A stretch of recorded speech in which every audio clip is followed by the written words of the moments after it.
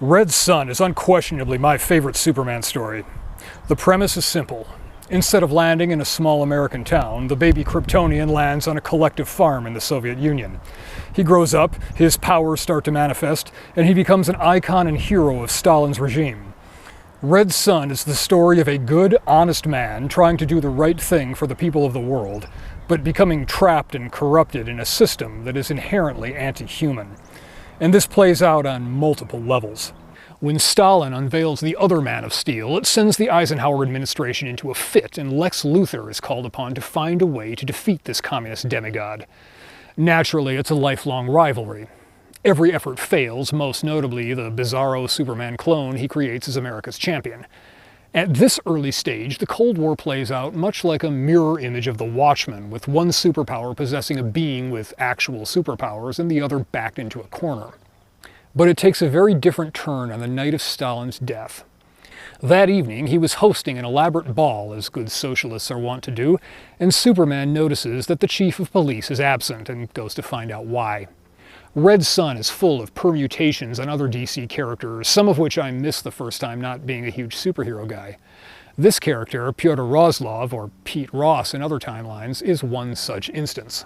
Roslov is drunk and melancholy this night as he engages in some light target practice, always a great combination.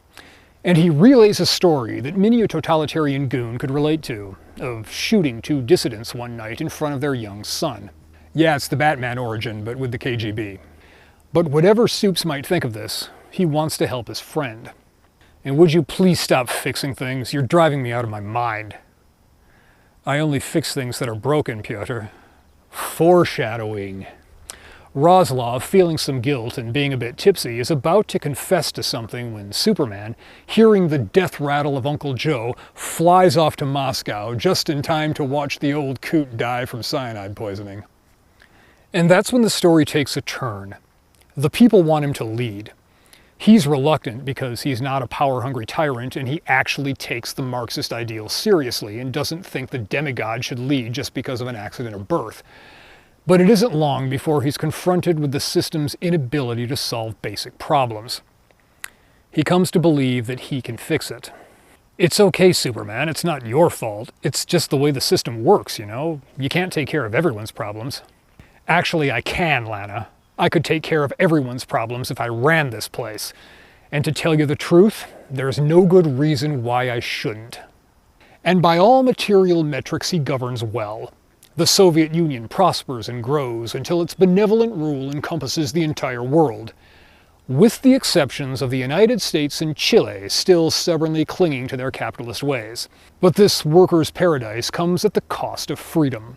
It turns out the workers aren't entirely content being kept as pets, and Liberty's champion, the Batman, stands as a symbol of resistance.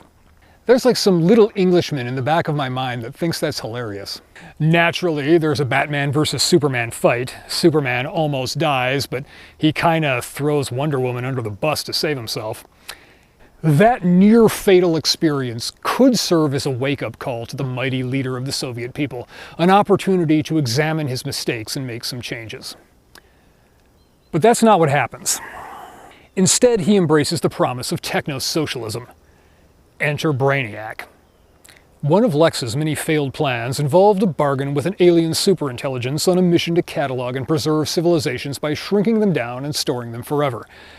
But instead of turning Moscow into a snow globe with Superman inside, Brainiac here comes back with Stalingrad in a jar.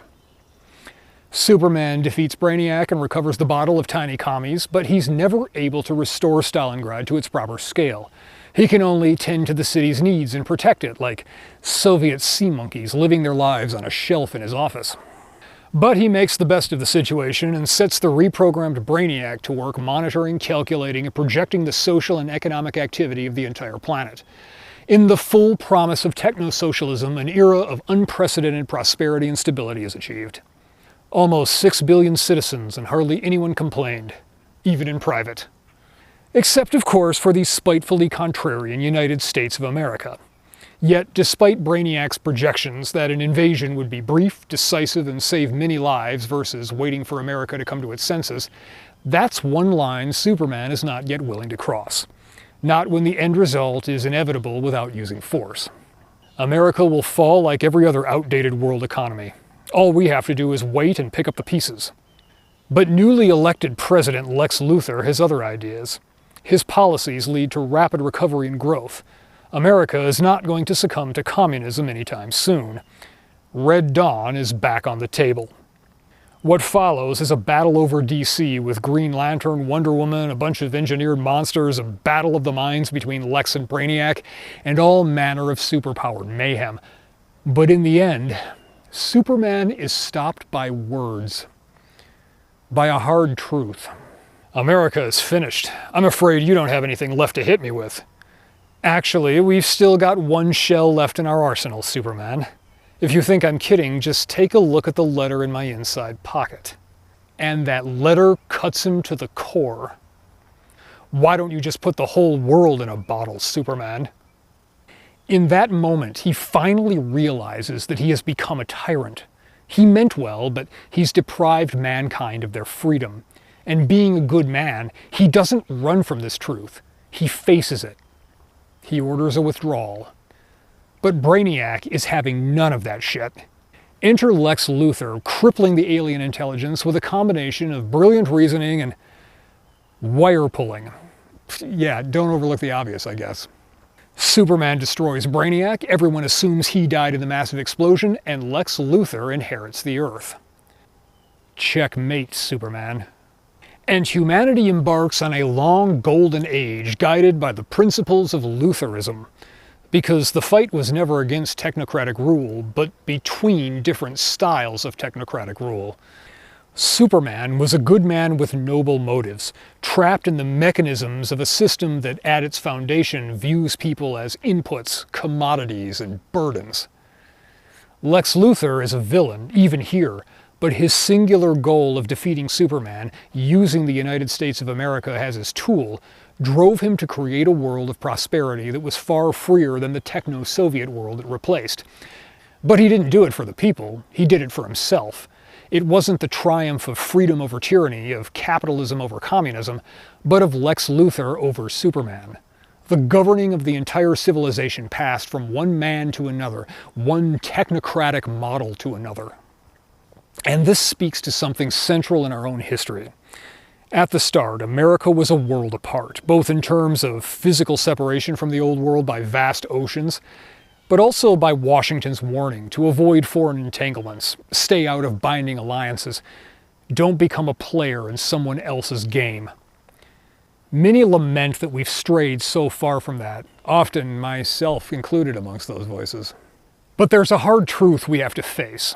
The Jeffersonian ideal of a nation of yeoman farmers is almost idyllic on its own merits, but it can't endure in a world full of expansionist powers.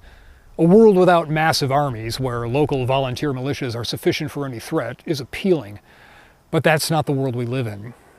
Red Sun presents the problem that has faced not only America but the world, the tendency to become like our enemies in the process of defeating them. Every major war introduces more centralization, more authoritarianism, and it lingers long after the war is over. Passports, for example, started during the Great War and were formalized within a few years after.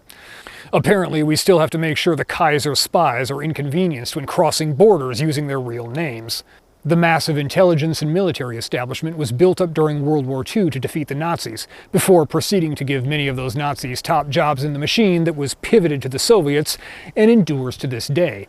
If you're under 25 or so and have ever flown anywhere, you may have wondered why the hell you have to take your shoes off. Temporary measures have a tendency to linger long after their stated justification is passed. They become normal, and they get taken to the next perfectly reasonable step. On and on.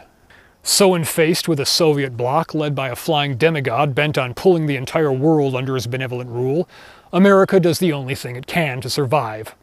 Make its own flying demigods. Give absolute power to its own genius technocrat. And when the war is won, the enemy is gone and we've become something else. It's inevitable that it happens, but I do think we could do well to be more like Superman when he saw that letter. Acknowledge the truth, recognize what we've become, and try to fix ourselves instead of everyone else. Yeah, I'm still not letting that passport thing go, and don't even get me started on daylight savings time.